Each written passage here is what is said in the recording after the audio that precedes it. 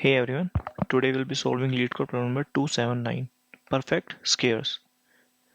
As per the problem statement, we will be given an integer n and we have to return the least number of perfect square numbers that sum to n.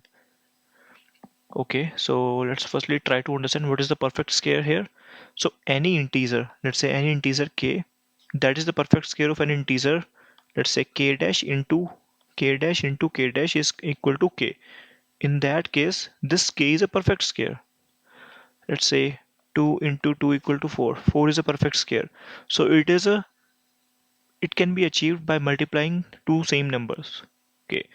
So what we have to return here is we will be given a number n and we have to achieve this number. How we have to achieve this number? We have to achieve it by taking sum of perfect squares, and that the number of perfect square we are taking should be minimum. Okay, let's firstly try to understand it using an example. Let's say we have n equal to 12. So we have to achieve 12 using perfect squares. So what are the perfect squares here? Let's say we are starting with 1. So for the 1, we have 1 as a perfect square because 1 can be achieved by 1 into 1. If I say, let's say for 2 into 2, we can achieve 4. 4 is a perfect square. For 3 into 3 is equal to 9. 9 is a perfect square. 4 into 4, 16. 16. These are the perfect square because a number multiplied with itself coming out to this number. So these are our perfect square and we have to use these perfect squares to achieve our target, you can say, and the n number. So let's say here we have to achieve n equal to 12 using our perfect square. It can go up to infinity or you can say up to big number. And let's say now have a look on these numbers. How many numbers we have to pick to keep trying on this? I think 16 I cannot pick because 16 is already greater than 12. Using 16 I cannot achieve 12. So let's say I take 1, 4 and 9. 4, 9 and 1. I have taken these as a perfect square. And our n number is 12 already given in the problem statement. Now the problem statement has reduced to that we have to achieve this target using these numbers any number of time. So these are the three numbers we can use any number of time to achieve this target. If you might have remember, this is a similar kind of problem as a coin change problem. So let's say if we consider that these are the coins 149, we have coins as 149 and we can use any coin infinite number of times, and I have to achieve a target equal to 12. Okay, so this has become a standard recursion problem that we are given some number of coins and we can use those coin infinite number of times to achieve a specific target. Okay, so initially it was like we have n and we have to find the sum of find the least number of perfect square numbers that sum to n. That is using these three coins we have to achieve target such that the coins are minimum, number of coins are least. So let's if I check the possibility, if I use 1 and then if I again use 1, 1, 9, 9, 10, 11, 12, coming to 4, 12. If I use 4, 4, 4, 4, 4, 3 are 12, this is coming to 12. Here these are our possibilities and I see that this possibility is having a least number of coins, or you can say least number of perfect square. So this is what is expected from this problem statement. Least number of perfect square perfect square numbers that sum to n. This is we have to return, and we just have to tell them the number. What is the number here? Our answer would be 3 in this case for n equal to 12. And this question has been asked in many companies like Apple, Yahoo, Amazon, Google, Microsoft, Adobe, Uber, almost all the big tier 1 companies. And this is also a very good question to grasp the essence of dynamic programming, especially for beginners. And if you are an expert, you can just have a look to the basic understanding, like how do we approach the dynamic programming in general by not cramming anything. Okay, so now it is clear to us that we will be given n, and we have to achieve n using perfect squares. So first of all, we will get all the perfect square which are less than n. So how do we do that? For that, we can simply write a loop. For I equal to 1, we have to start from 1, and I into I is less than equal to n, and I plus plus. In this way, we are going to get all the perfect square. What is the perfect square here? This is the perfect square. Now you can say perfect square. Let's say perfect square is in list dot add I into I. Okay, we have captured all the perfect squares. Now let's say we have a perfect square list. And what is our target here? Target is equal to n. We have to get the minimum number of perfect square such that we can achieve this target. Okay, in short, it is a minimization problem.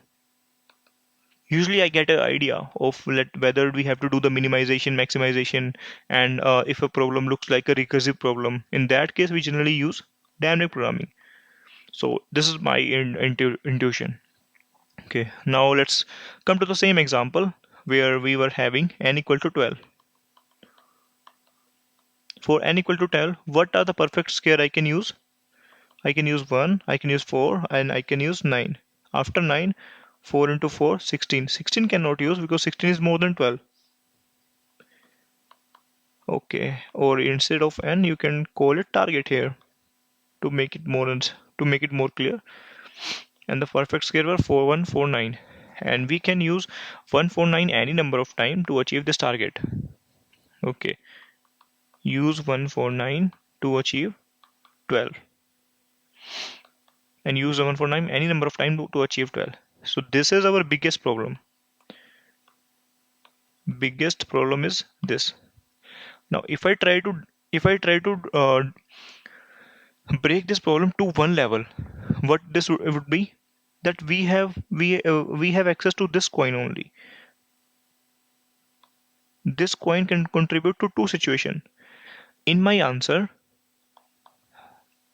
either this coin will give the contribution to answer, or this coin will not be giving contribution to the answer. So this coin has only two possibilities, either to contribute to my answer or not to contribute to my answer. If it is contributing to my answer, it means that we are collecting this coin and then achieving rest of the target from remaining coins. We have achieved like we have accepted this coin and we are achieving 11 with 149 remaining coins, because one coin can be used any number of time. That's why we are using 149 here. Okay, the other possibility is that we are not considering this in my answer. If we are not considering this in our answer, in that case the other possibility will be we have to achieve 4 9, we have to achieve our target 12 using coins 4 9 any number of times. We have only these two possibilities, right? If it is not clear, you can just rewind the video. Okay, so among 149, for the contribution of 1, either it is giving contribution to the solution or it is not giving contribution to the solution. If it is giving the contribution, our target is reducing to 11 from 12, and we can further use 149 coin. If we are not at all considering this coin, in that case we have to achieve our target from remaining coins only.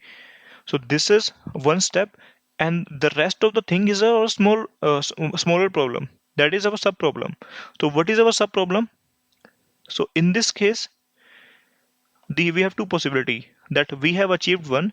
Now we have to achieve target 11 with 1, 4, and 9. This is one case, and in this case, we have to achieve our target equal to 12 with 4 and 9. This is our bigger problem. We have 149 as our coins. We have to achieve 12, and our sub problems are these two. These two are our sub problems. We have to achieve this target using these coins and this target using these coins.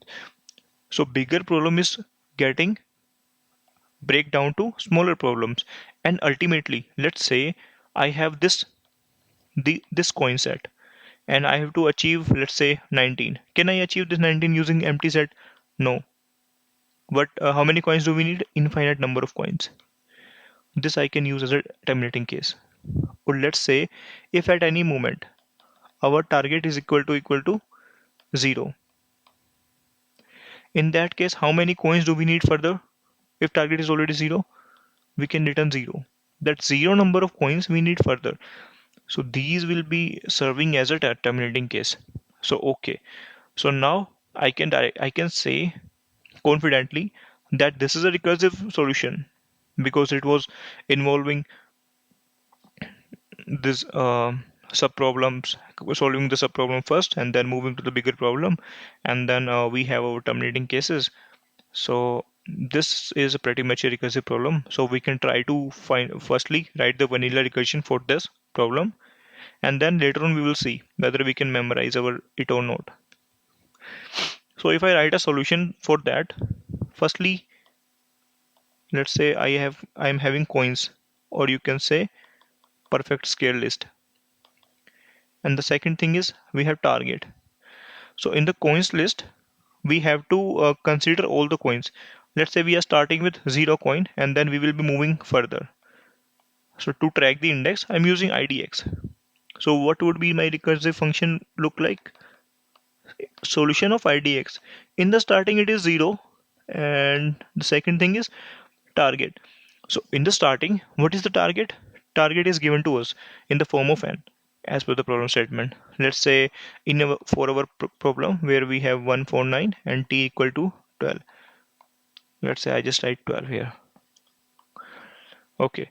So what would be my terminating case here?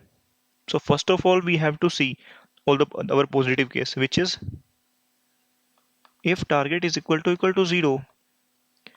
If target is equal to 0, how many coins do we need further? We want only 0 coins. This is our terminating case. Now have a look on our negative negative case where the target is remaining and this one is empty, or the target has reduced from not to 0, from 5 it has reduced directly to -10, like this. So if idx is equal to our ps dot size, perfect scarce dot size, that is it is going out of bound, or our target value is less than 0. So in that case, what we have to return is we have to return plus infinity. That is, you will need infinite number of coins. That is, you cannot achieve this part. Now comes to our recursive call. And here we saw that we have two recursive calls every step. Let's say we are at idx step, so we have two possibility. Either we are considering the element at idx, or we are not considering the element at idx. So we will get coins from this and coins from this. So if we are getting a coins from this coins is not getting considered. So the number of coins, let's say m is the number of coins.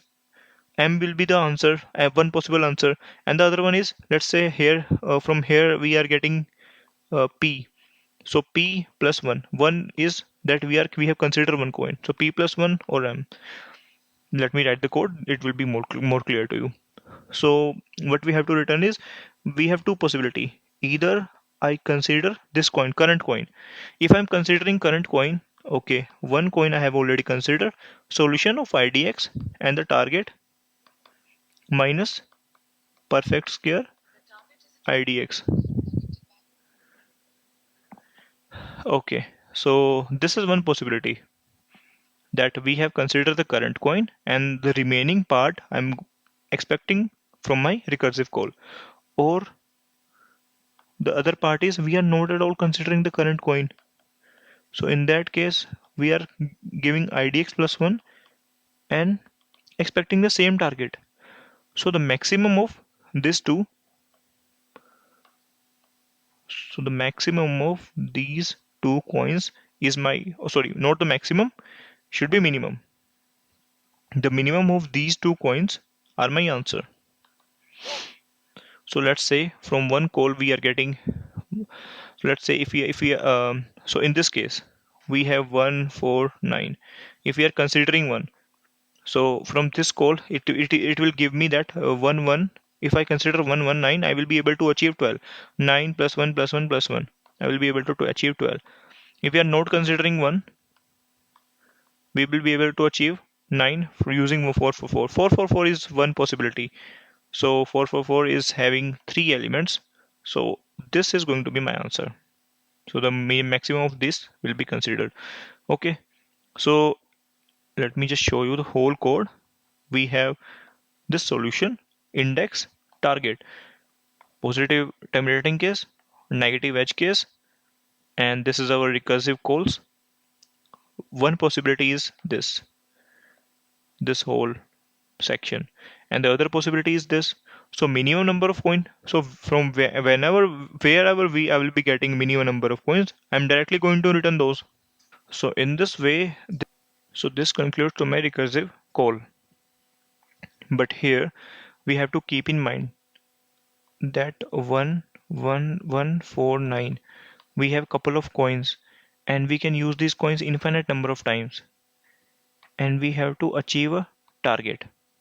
Say at any moment I'm considering one 3 times, then the state would be that I have to achieve target minus 3, or I'm using 1 4 number of times, so it would be like target minus 4, and I have to achieve it using 1 4 9, and after that I'm skipping 1 skipping 4 and I'm just left with 9. So the current state would be 9 and the target minus 4. So this is one state. And let's say let's imagine some other state where we have considered skipped 1 directly and consider 1 for one number time. We have considered 4 one number of time, and then we have skipped 4 as well. So what is our state? Target minus 4, because we have considered 4 only. Here in this case we have considered this is the state we have considered, and here this is the state we have considered, and now our index coming here, and I'm left with this as a perfect square. So this can also be a state after some time. So at this time we will be solving this state, and then later on we will be getting this state.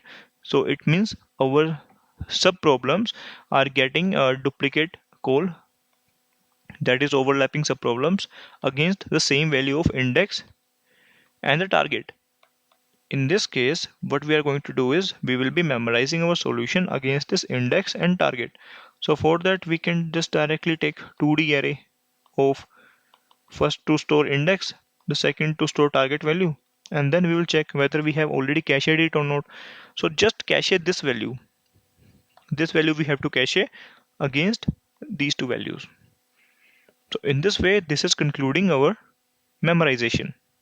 So here, first of all, we understood that this is a recursive solution because we were having some problems, and then later on we did the memorization because we were having overlapping sub problems, now leading to recursion with memorization solution, or you can also say top-down dynamic programming problem. This should be your usual approach when you are appearing for interviews like Google or Amazon. If you are able to solve this problem in this way to the interviewer, he would be very impressed, and you will definitely get a strong hire in that round. Okay, let's try to code this out. Let's start writing the code for this. First of all, we will be requiring a list to store our perfect squares. So list of integer, let's call it ps list, and let's initialize the ps list is equal to new array list. Now we have to store all the perfect squares. For that, I will be starting my loop from 1. I into I is less than equal to n, and I plus plus. Okay. Now what is a perfect square? This I into I is a perfect square. So perfect ps list dot add I into I. Now we have captured all the perfect square, and we can use these perfect square any number of time achieve this value of n, and we have to give the answer. What are the least number of perfect square we require to achieve this answer? So for that, what we have to do is just returning solution function. This is my helper function which is going to give me the answer. And let's say we are starting with 0. That is, first of all, in our bigger problem, include all the perfect squares. And what is our target here? Target is 7. Sorry, and now let's implement this function: private int solution, int idx, and int target. So firstly, let's cover our terminating cases. So if at any moment the target is equal to 0, it means we require 0 number of coins further. And the maximum value of n is going to be 10 to the power 4. So let's say you are given 10 to the power 4. So what is the maximum number of coins you can have to achieve 10 to the power 4? Every single coin is of capacity 1 in that case. So in that case, let's say for our terminating case, if idx is equal to ps list dot size, that is we have covered all the coins, or the target is less than 0. In that case, we will be returning plus infinity. But you have to keep in mind that if I am returning plus infinity, so there can be cases where the solution is appending 1 to the plus infinity, and that can lead to overflow. So in that case, I will be returning some bigger number that is out of this range. Let's say a 99999. I hope that is fine. 10 power, it is bigger than 10 power 4, so I think it is going to work. Now our solution is return math dot minimum of these two possibility. The first possibility is considering that current coin, which is considering one coin. We have considered one coin, and then the rest of the coins are coming from further subproblem, which is further subproblem starting with idx, and the target is reduced to ps list dot get idx. Okay, I hope that is correct. And what is the other possibility? That we are not considering the current coin. We will be starting from next coin onwards, and then we have to achieve our target. So these are our sub problems. Using these, we have achieved our bigger problem, which is like considering the idx element. Okay, now if I try to submit our sample test cases, giving me compilation error. Why? Because I have put semicolon here, which is not required. There was a typo in target. Okay, so our recursion call is working perfectly. So as I'm thinking in terms of like a smaller problem, bigger problem, and then achieving the solution in a proper way. So I'm following the proper recursion approach to solve a problem. So that's why my recursion is most of the time correct. And now it is a recursive solution, and having load of overlapping subproblems, we just have to do one thing: cache our answer against these two values. That is just a very minor thing to do. So for that, how do we do? We have to store two values. So let's say we take a 2D array. Let's call it dp. And do we and by default the value will be 0. Can we have a 0 as our answer? No, I don't think so, because if even if the minimum value of n is 1, so we will be requiring one coin at least. So I have taken this dp array. So dp array is equal to new integer. The first one is ps dot size. The first index, if the first value or the row is going to store my index value. Index value is going from 0 to perfect square list dot size. Perfect square list dot size. Okay, that is fine. The second value can go from till n. So if it going till n, I will be taking n plus 1. Okay, now just do one thing: memorize our solution against idx and our target. Done. That was pretty simple to memorize our solution. Yeah. And just do one more thing before doing the processing. So this is the processing we are doing. Before doing the processing, just check whether we have already cached it or not. If its value is not equal to 0, it means we have stored somewhere at that position. Something at that position. Let's say dp of idx and target is not equal to 0. it means that this value is already cached. This combination is already cached, and we already know the answer of this call, this specific call. So we can directly return the same value, the memorized value. If I do not store it and try to submit it, it is going to give me TLE, that I'm doing the processing every time. Let's also check by submitting. Okay, it giving TLE. If I do not do the processing every time and use the cache result and submit the problem, it is reducing the exponential time to quadratic time, and the problem is getting submitted successfully. Hope you understood the problem. Thank you guys. Bye bye. Let's also have a look on the time and space complexity of this approach. What is the time complexity? After doing the memorization, it will become quadratic. Let's say the target is order of n, and for the target n, it is going root n iteration, because we will be having a perfect square equal to root of n. Because in the perfect square, finding the perfect square, what we did is I into I is less than equal to n. So if I say I square is less than equal to n, taking a log here is I is equal to less than equal to root of n. So n into root of n is going to be the time complexity for this approach. And what is the space complexity? Space complexity will also be the same, because we are storing our solution in a 2D DP array, where I'm using row as our IDX and the column as our n. So n into root of n. So this is the time and space complexity for this approach. Okay, thank you guys.